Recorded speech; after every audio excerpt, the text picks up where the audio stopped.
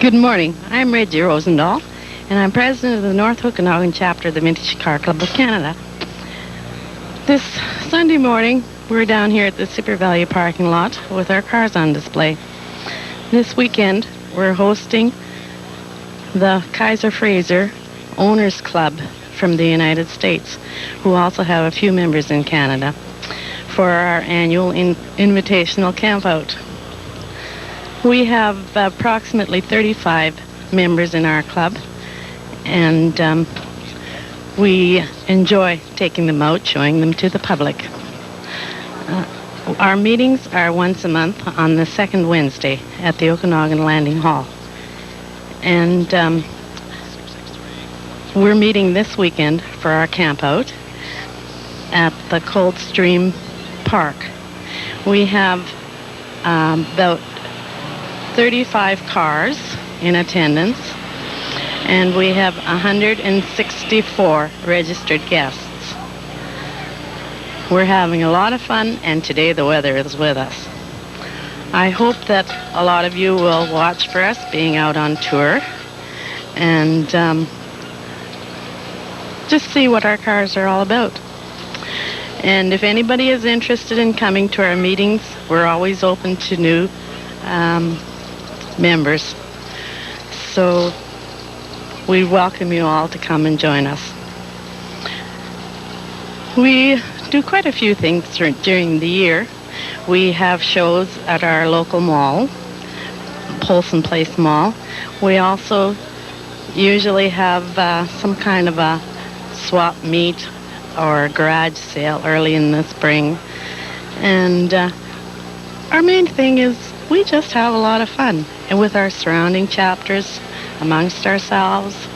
And so if anybody's interested in joining us, please do come. Good afternoon, folks. We're at the Super Value parking lot, downtown Vernon.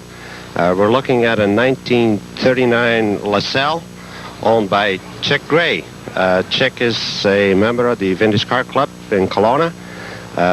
This car, when Chick found it, was in a wrecking yard.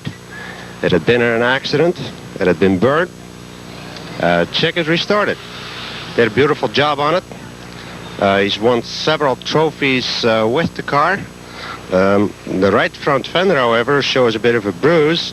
I don't really know what the story behind it is, but I hear it's quite involved. The car is a real classic, part of the Cadillac chain, and of course they're not made anymore. Parts are very, very hard to find for it, and Chick is really proud of this car. He uses it quite extensive every summer. Puts a lot of miles on it. It's a very powerful car. It'll outperform most of anything that we have in attendance here. It's one of about 40 cars that are showing up for this tour. As you notice, it has a trailer hitch on it. Chick has no qualms about pulling a good-sized tent trailer to go on his weekend outings. This is a 1937 Dodge Coupe. Belongs to Cam Clayton. Cam's from Armstrong. Car's been all restored. Cam did 90% of the work on it.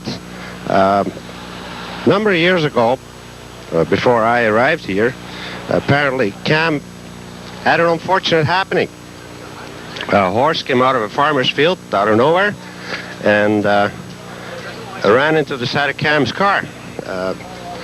Cam got busy, restored it, and did a beautiful job on it. You can't tell that it had ever been hurt. Cam is presently involved in restoring a 1937 Fargo pickup. It's a 57 Lincoln Premier. Belongs to Bill and Becky Wilson. They're members of the Vintage Car Club out of Kelowna. Bill and Becky have just restored this car, and as you can see, folks, it's a beautiful piece of work. We're looking at a 51 Plymouth. It's a four-door, belonging to Doug Vaughn. Doug's from Kelowna. He just happened to be with me, and I'd like to maybe get Doug to tell you about this car. It's clean and it looks very original, so Doug, have at it. It's a Cambridge model four-door sedan. It is totally original. The only thing that has been done to it is an engine rebuild. The body and the interior are totally stock and original. It's going to have some restoration done on it in the very near future. Needs a paint job. Paint after 30 some odd years has a tendency to craze. Basically, other than the fact that it does need a paint job, that these are minor body work, the car was originally from Alberta, and it was in the Kelowna area prior to my purchasing it for 2 or 3 years. I've had it for 2 years, and all I've done on it is the automotive maintenance.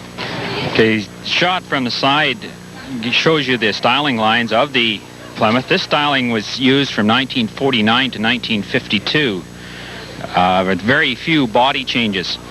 Some of the minor changes between the 49 and 52 is the window size on the back and front, and minor chrome modifications. In 1952 to 1951, the only changes were trunk lid ornament and the hood ornament. The rest of the body and the interior and motors was the same. Mechanically, the same motor was used from the early 40s until the mid to late 50s, with very minor modifications. This is a 1936 Cadillac. Belongs to Bill Thiel. Bill's from Penticton, and he pulls a travel trailer with this, and he's on his holidays. Bill's right here, and I think maybe he'd be best qualified to tell you the background and the story on his Cadillac. So, Bill, here you go. This car originally comes from Trail, BC. Original owner was Mr. Campbell from Kootenai Power. It then was down in a parking lot in Trail, and Gordon Marshall from Salmon Arm bought this car in the early late 60s, and I bought this car 13 years ago for $1,500. This car has the original upholstery. It's a 4-door Fleetwood sedan.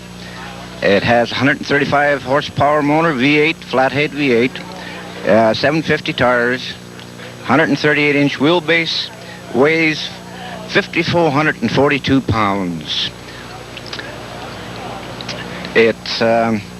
I also pull a trailer. We traveled 4,000 miles last year on a holiday, just returning on a holiday now.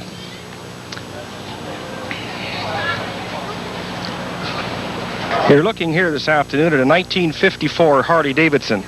This is the 50th anniversary model of Harley-Davidson, and that's what makes this particular model a little more rare than what you might see on the streets. This motorcycle comes from Regina, Saskatchewan, and a year and a half ago was in a barn disassembled with nothing but the gas tanks on it. The mileage of this motorcycle is 15,000 original miles. The motor has been recently rebuilt to pistons 20 over, and it is completely and totally stock. It has all accessories, including a unique front disc hubcap. This is a 1932 Chef Coupe. Belongs to Gord Schmidt. He's out of Kelowna. As you can see, it has a rumble seat. We have a couple of young people in the back. Chap's waving his arm. It also has a window on the back that rolls down, so you can communicate quite well with the driver. Either give him instructions as to where you want to go, or stop. It has side mounts, one on each side. Gord's done a nice job of restoring this car. Spent quite a while doing it. It's got an all steel body. However, underneath that steel, it's wood. And believe me, folks, it's a tough job to try and redo all of this wood. It takes many, many hours. Gord's done a real nice job on it. Everything is replated. The engine's been completely redone. He's got new tires, hubcaps. It's just fantastic. This is a 1930. It's a Ford Roadster. A very pretty little car. Belongs to Dick Brunt. Brunt is one of our Kelowna members. This car, it doesn't matter where it goes, it turns people on. It's been restored about 8 years ago. Dick drives it. He's just upgraded the differential on it. He put a little higher gear ratio in it, and it keeps up with the traffic. It does comfortable 60 miles an hour. The inside's leather. At the time this car was restored, it was a real tough project. There was not too many remanufactured parts available. Today this has changed. There's a lot of reproduction on Ford stuff, but not so on this one. And it's kept up real well. This is really not fair. This is my own car. Not really too much to tell about it other than it's all original. I bought the car about 5 years ago, just the way you see it. I change the oil once a year, grease it every other month. This is during the summer. I put new tires on it, but other than that, folks, straight goods. Hit the starter and away it goes. We drive it all over the place during the summer months, and we've had a lot of fun with it. It's just a real pleasure. Good afternoon. Here behind us is a beautiful 31 Packard convertible belonging to Bob Johnson.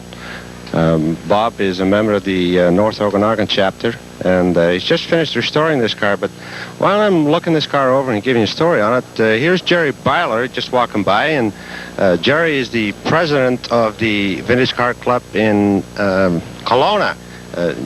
Jerry, I'm going to turn this mic over to you, and maybe you can tell us what you guys are doing here this weekend, and whether you're having fun, and et cetera, et cetera. So here you go, Jerry Byler. Thanks, Sam. Well, what are we doing here? We're participating in the Kaiser Fraser Owners Club meet, and it's our pleasure to share in some of the festivities that are going on here in Vernon and the Coldstream camping area. On behalf of our club, I'd certainly like to thank you for all of the hospitality extended to us and our members here at this meet. We've certainly enjoyed it, and I hope that we'll be able to have many more such meets in the future. Thank you, Sam. This is a 1955 T-Bird Convertible. It belongs to Chart Johnson, daughter to Bob and Fez. It's a beautiful little car. Haven't had it too long, but hey, this car is nice, really nice. It's clean, goes well. They're real proud of it. They've had several offers, but no way, they're not selling. Hi there, Bob Johnson here. This McLaughlin belonged to my father. He bought the car originally in 1922 in a little town called Leader, Saskatchewan. He had the car for 4 years. This was one of the biggest, most deluxe cars in Leader, Saskatchewan, and he was very, very proud of it. It has a 6-cylinder motor, which most cars didn't in 1918, and a bigger wheelbase was considered a very deluxe automobile. The car was later sold in 1928 to on a little farm just outside of Leader. The owner in 1932 had a stroke and unfortunately was paralyzed on one side, but he was always convinced that he would be able to drive again and get back to driving his beloved McLaughlin. This is a 1928 Essex, or Erskine, pardon me. It belongs to Fred Hicks. Fred is one of our North Okanagan chapter members, and he has restored this car completely. The wheels, wooden wheels, Fred made the spokes out of oak. The hubcaps, of course, they were lost and battered up very badly. Fred's made new ones out of one-piece solid metal. The radiator cap, again, he couldn't find one, so Fred made his own. There's very little wood in this car. All the plating was redone. The headlights, the running gear is all been redone. Fred did his own. This fella's a real particular individual. He's one terrific machinist. I don't know if there's any better around. Everything Fred does is just precision work. I'm Bill McKeever, the Western Division Director of the Kaiser Fraser Owners Club, and on behalf of the club, I would like to say how happy we are to be here in Vernon on this lovely afternoon to display our cars.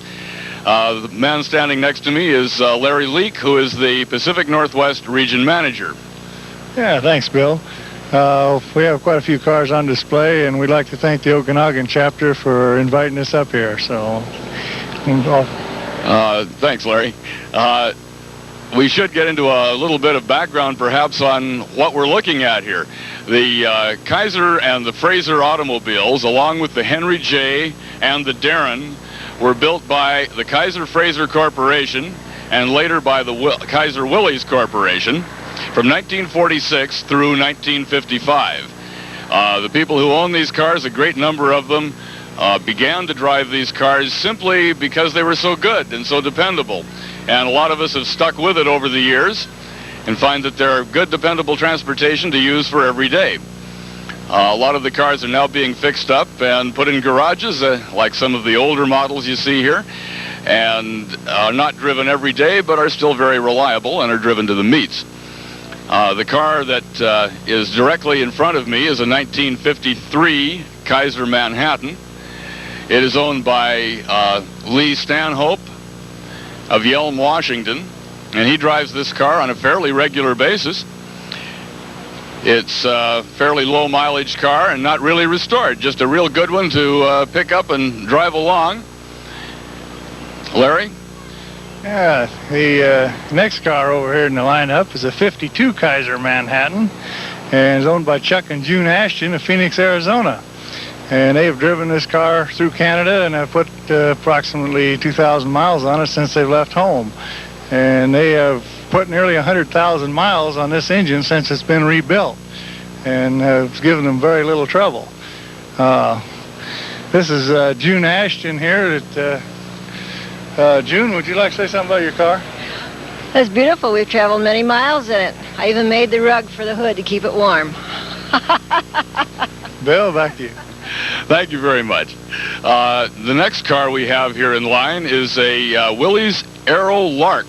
It's a fairly rare model of the Willys, and though not actually built by the Kaiser Fraser Corporation, the Kaiser Corporation did take over Willys in 1953, and therefore all of the cars built after 1953 under the Willys name were a Kaiser product.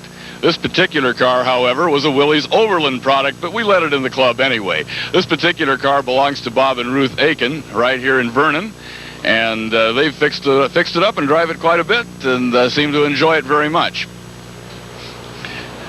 Larry, do you want to take the honors on the next car here? Okay, this next one is a Woodhill Wildfire.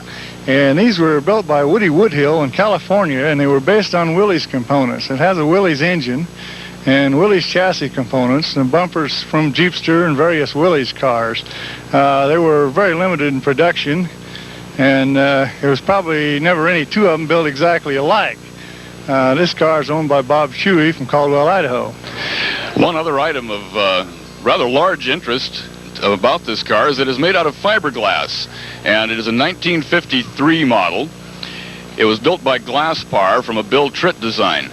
This particular car is one of very few that were built at the factory. Most of them were put out as kit cars. The Woodhill Wildfire was the first car that you could buy in showrooms across the United States, and they were marketed by the Willys dealers. Up until this time, all experiments in fiberglass had sort of gone for naught, as they were having a terrible time curing them, and some of the various bits and pieces, such as the hood components or trunk components, would fall right through the opening when they try to get it cured. It was this car and its ultimate success in manufacture that allowed the Kaiser Darren and the Chevrolet Corvette to actually have been built. The car you're looking at right now is a 1949 Kaiser Vagabond. It's owned by Agar Zabala of Emmett, Idaho. The Vagabond and the Traveler model, which is a slightly de-trimmed Vagabond, was invented out of necessity. Kaiser did not have a station wagon body, and since he did not have a station wagon body, he decided that he wanted a station wagon in the line. Therefore, they cut the roof line, opened up the back as a tailgate, invented a folding seat, and there we have it, ladies and gentlemen, the very first hatchback. This is a particularly nice car and an original car, unrestored. and is in very, very nice condition throughout, something that just about anyone would be proud to own. This Kaiser is a 1951 Kaiser Deluxe Club Coupe. It's owned by Don Phillips from near San Diego, California. He drove this all the way up here and drove all night to get here for the meet. This is a good tribute to the car's dependability, and this car's been driven all over. And is basically an original car and has just been repainted. The car that we're looking at right now is a 1953 Kaiser Carolina, and it also belongs to Bob and Ruth Aiken of Vernon. It's painted pine tint. Though we don't have too many cars here today that are rather wild colors, Kaiser did splash all kinds of very interesting colors on cars, and this was just one of them. He had a rather vast array of greens, blues, reds, whites, purples, just about anything you can think of, including shocking pink. This particular car is a very de-trimmed car. It was sold in 1953 to attempt to promote sales as a loss leader. It has no side trim and very, very sparse furnishings as far as, or fittings as far as the interior is concerned. This one, however, is better trimmed than most Carolinas you will find. At the time, it was a very reasonably priced car, and very few people seem to want them. Today, they're quite desirable because they made very few of them. Okay, this is a 1954 Kaiser owned by Russ Rasmus of Matsmas, BC, and it is supercharged.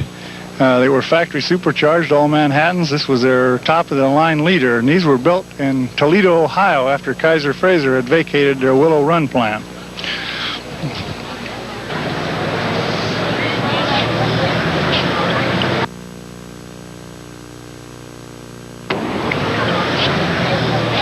This is a 1952 Henry J. Vagabond, rather radically modified. Is owned by Mack Wells of Kennewick, Washington.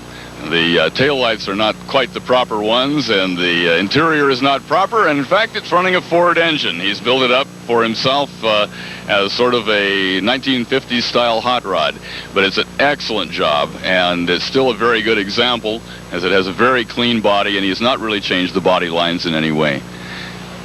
This is a 1954 Kaiser Special. It's owned by Larry Leak of Salem, Oregon, and I purchased this car in 1961. I've owned it ever since. It has mostly original paint on it and is very much original car. This is also a 1954 Kaiser early special two-door, just like the one that Larry Leak owned. This one's owned by Bill McKeever of Seattle, and I've owned this car for 14 years, so we've both had our cars for quite a while. They're unique from the standpoint that they are two-door sedans. Kaiser made very few two-door sedans, especially in the 1954 and 55 line.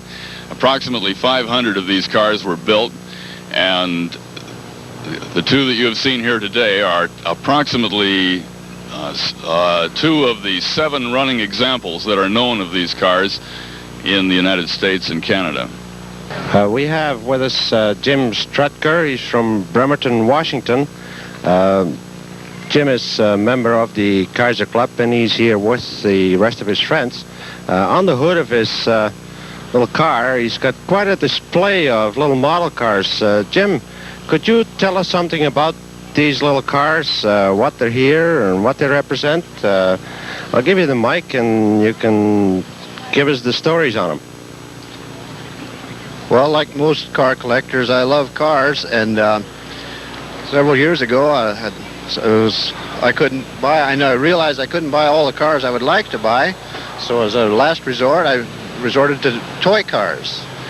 And I have a toy Kaiser here, a little Henry J. And the only other Kaiser I have here, of course, is the Kaiser Jeep. Now, most of these cars are plastic model kits. Some of them, like the General Lee here, you can buy that right off the shelf. That's what they call die-cast metal. It's much more durable than the plastic. And then, the cars that attain value later on are the cars made out of tin. And I've tried to get a cross-section of just about every type of a car. I have 2,500 in my collection, but I was only able to bring 50 right now to show. And I was surprised at attention that it gets here, even among the young people. Hi, I'm Chick Gray, and I'm the tour chairman for the 1983 Vintage Car Club of Canada tour that'll be going across British Columbia next year. The tour will be about 16 to 18 days in length, and many of the cars that you're viewing here today will be on tour with us. The 25th anniversary of the Vintage Car Club will be celebrating this tour, and as a tour chairman, I have a number of people involved in organizing the tour with me. In the Vernon area, Sam Rosendahl is the tour coordinator, and our tour will actually be kicking off in Victoria and heading over to the mainland. Our chapters in the lower mainland will be hosting us.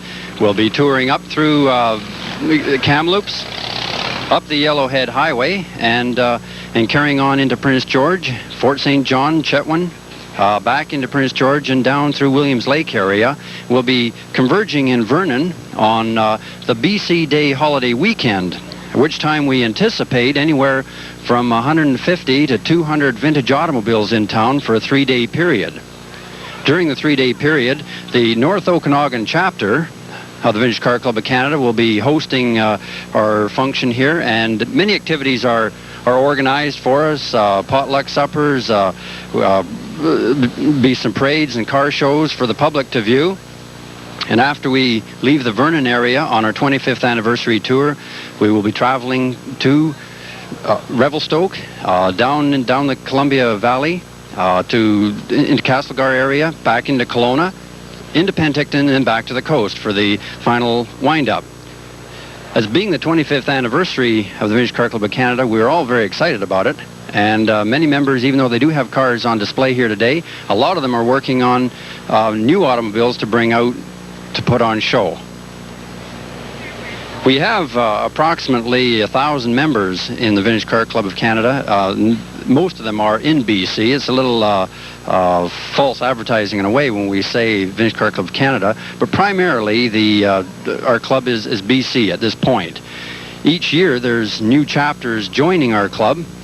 We've got 13, and just recently another 2 chapters have joined, one on the island and one, I believe it's in the Caribou, the other one. But it's a very fast-growing hobby, and most members are very pleased to bring these cars out to the public and to show them off. There's many hours of sort of blood, sweat, and tears gone into the development and restoration of these cars, and it's our pleasure to bring them to the public. And we do this by holding tours and rallies, and the one that we have here today in Vernon is a major function for the North Okanagan group. But the one in 1983 will probably be about 5 to 10 times what you see right here. So I can just mention to the folks that next year, in 1983, the 25th anniversary tour will be on, and we're traveling into Vernon on the BC Day holiday weekend. And we look forward to seeing all the local people at that time.